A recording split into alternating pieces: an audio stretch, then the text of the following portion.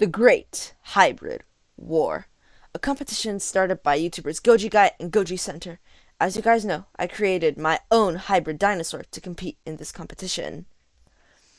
And so has the Invincible Fireboy, which his channel name is linked in the description. Go check him out. Which, congratulations, Fireboy. You got a shout out within the first 27 seconds. So, yeah, congratulations, bro. And as you guys know, he created a hybrid called Aries. I created a hybrid, well, my mom did, called Quilly. And because Quilly copied Aries, Fireboy is going to execute the OG Quilly. And today is the day that I upgrade dear old Quilly. What's up, everybody? My name is Inferno, and welcome back to the channel. In today's video, I'm going to be upgrading Quilly to be brand new, improved, and battle ready against Aries when the time comes. And let's get into the video. Let's start off with the base genome. The base genome of the original hybrid was Edmontosaurus, which was a good choice, but I'm replacing it for the bigger version and the better version, which is Shantangosaurus. Shantangosaurus is the main body, which adds the overall weight to the creature and size. I'll be taking its overall frame and its stamina, which, as you can see, it's got a very thick tail, which, well, it means that it is capable of it has incredible stamina, basically. And it also has very powerful neck and leg muscles, which is necessary because I'll be adding some hefty armor onto this guy. So, next up, the gene contributor will modify the beak of the creature, and that is with the one and only parrotfish. Yeah, the parrotfish I'm using for its powerful beak. So, if you guys don't know, parrotfish has its beak is made out of the toughest material known in nature. So it is the hardest biomaterial, basically. For those of you who don't know biology, basically, what that means is that the material is, well, natural, not made by man, basically. Also, as you can see here from this image, the beak is very, well, blunt. It does have sharp edges, but how can we make it better? Well, take a look at this parrotfish beak. Making those jagged edges, basically, and they will be modified by the next contributor later down the line. And it will be used to make the beak sharper and stronger. So now this thing can really deal some damage with its face. And the parrotfish is the key component. Next up is Dunkleosteus, another fish. Oh my, come on. Okay. Which, as you can see here, it's got some very thick head armor and very sharp edges. So, what this will be used for is the edges of the beak will be sharper. And here's the cool thing about the Dunkleosteus. It's that the edges constantly rub against each other whenever it bites down.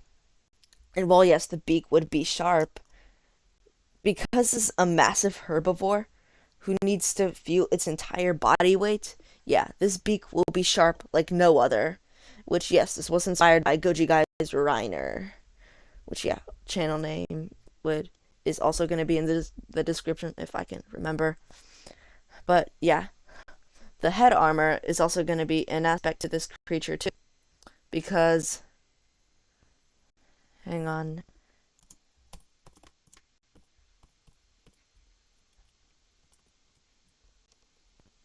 As you can see, Dunkleosteus has very, and well, we are going to be assuming that the head armor extends to the back of this creature, which means that it'll be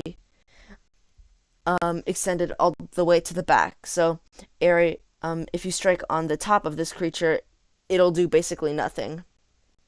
Also, the nucleosteus will be used for something else, okay? But the next genome will modify the tail, which is the status. Might be one of the coolest. And as you can see here, which is pretty obvious, I'm going to be taking the quills, which while not as sharp as the porcupine, I will be taking this because it is on the tail and I won't have to like make far stretches and stuff like that. But yeah, while it's speculated that this thing uses its quills for combat, it's not confirmed. So there's going to be some assuming for this genome addition. But yeah, there will be quills on the tail of this hybrid. The next gene addition will make these quills even deadlier, and that is the stonefish. Stonefish was the spines inherited from Statacosaurus toxic, which, yeah, this creature will have toxic tail spines. And for those of you who are worried that there's going to be an issue that it'll have to eat a lot to produce the toxins, well, I would like to tell you that you're wrong, because stonefish passively produces toxins, so yeah, that's not an issue. Next up is one of the most important genome additions to this creation, and that is the greatest animal ever lived on Earth, the one and only Komodo dragon. The dragon, I will be taking powerful claws, which yeah, they have very sharp claws. I will also be taking their iron teeth, which, yeah, hang on.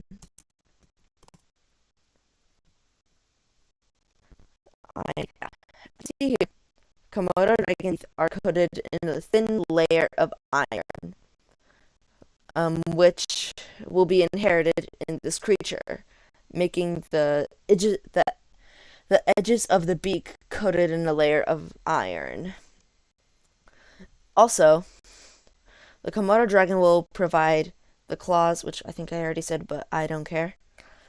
It'll also add its fighting style, which is to basically body slam its opponents to the ground, basically.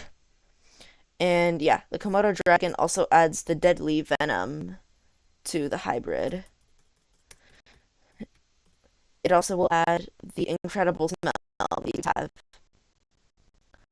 Yeah, the next gene contribute. Oh, by the way, this will also add its scaly armor, which yeah, this thing has some pretty decent armor in my opinion, because they are made out of basically think of them as like tiny crocodile osteoderms.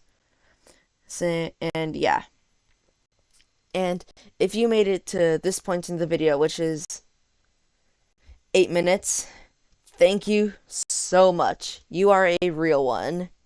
And please subscribe. Please. Please subscribe, for real. And yeah, next gene addition is the thumb pike to this creature, just as an extra weapon. That's basically all the iguanodon was used. Which, by the way, I also like to think of this guy as like the Mike Tyson of dinosaurs, basically. It is probably my favorite tool. I'll be taking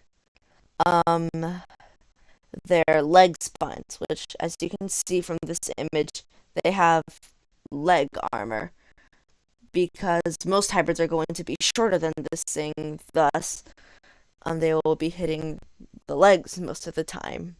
So this armor is essential to the hybrid. And no, I will be not taking its club. I will not, because that position is already taken up by the Statacosaurus. Which, yeah, also another reason is for their armored eyelids, because for some reason many of the hybrids in the hybrid like to use. I think I spelled that correctly. I don't care, bro. Bruh. Okay. People like to use the spitting cobra, and the Zool's armored eyelids will help protect against that. So yeah, this is a pretty important component.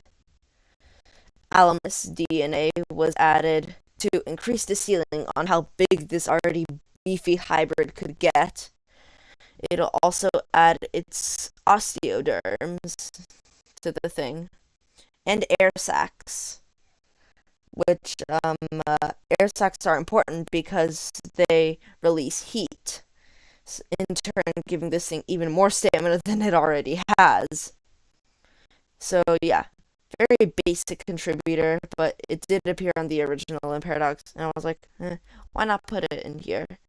It's pretty good. The next step is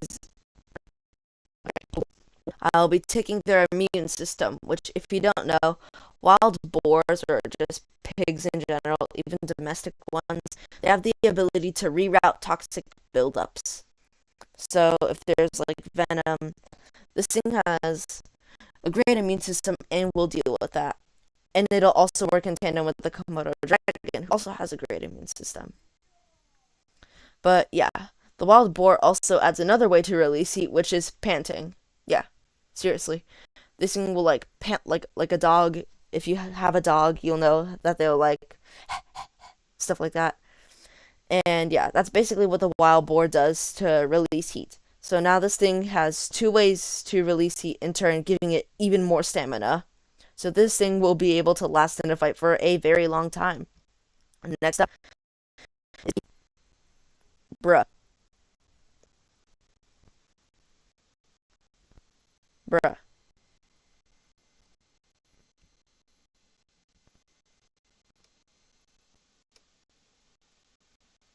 Hello? Okay, we're just the iguana. This thing is one of my favorites. I'll be there lines, which anything does climb on its back, which some of the hybrids in there do have the ability to jump and climb. These spines will help keep them away. So yeah,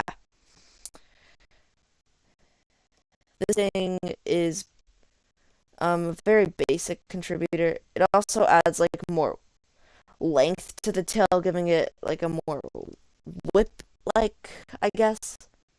Which the Komodo dragon and iguana both add beta keratin to this hybrid, which beta keratin is stronger than alpha keratin, which mammals have. So this beta keratin will be used to reinforce the beak, which the beak is very complicated, but let me explain.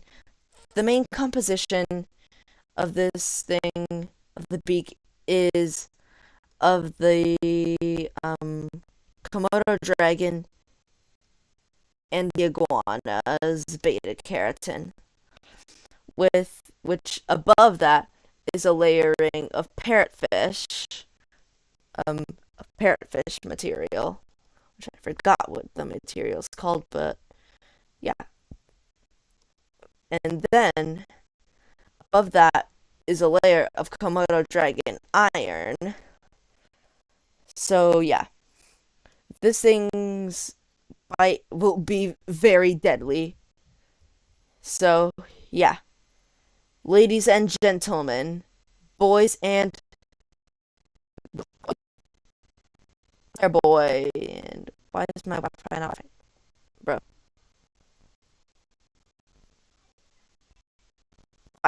Fireboy, worst nightmare. Introducing Quilly 2.0, which I did give it a new name. Its new name is called Titanus Interfector Christi. Name meaning Titan Slayer of Christ.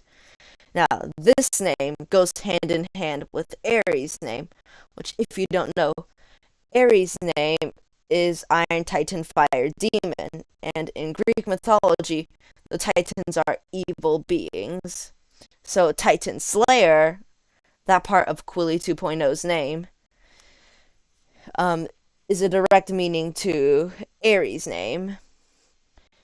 And yeah, there's only one way to fight an evil deity, and that is with Christ.